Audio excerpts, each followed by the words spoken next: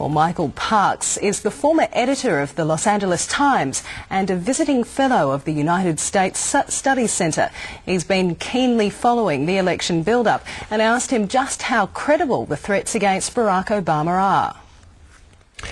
It's something that many of us have been worried about since Barack Obama not only began to run, but when he gained such prominence and won the Democratic nomination. We have racists in the United States. Some of them will go to any lengths to prevent, a person of color from winning.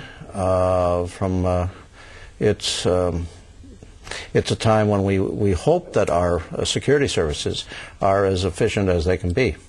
Well, how much of an influence is this extremist element having on race relations in general in the US ahead of the election? I think most Americans understand that the extremists are extremists and have no place in our political system. That doesn't mean that they don't gain currency with some.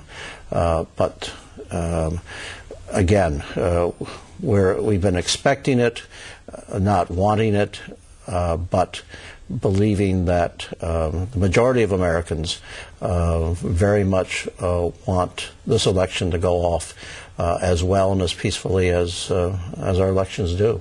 Well, there is only a week now until the big day.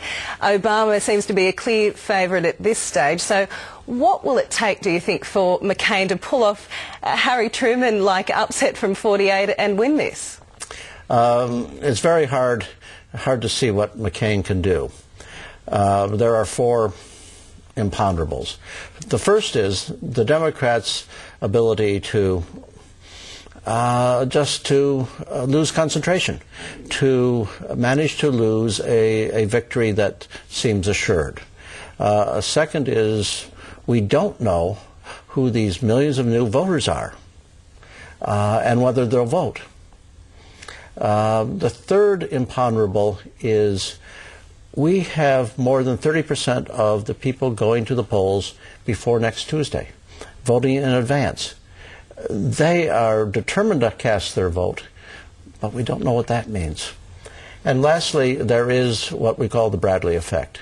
That is, white Americans will say, yes, I will vote for Obama, but they get into the voting booth and they say, no, I can't do it for a black man. Michael, you would have covered a few elections in your time. How does this one rate so far?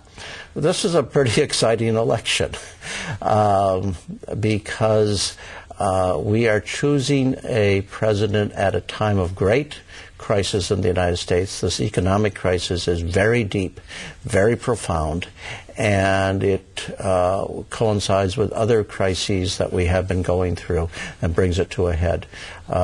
We hope that this new president will be a transformative figure who will lead us out of the crises. That's how Americans choose their president. We don't choose on the basis of policies or platforms as much as we choose on the basis that this one person can lead us. Michael Parks, thanks for joining us. It's been a pleasure.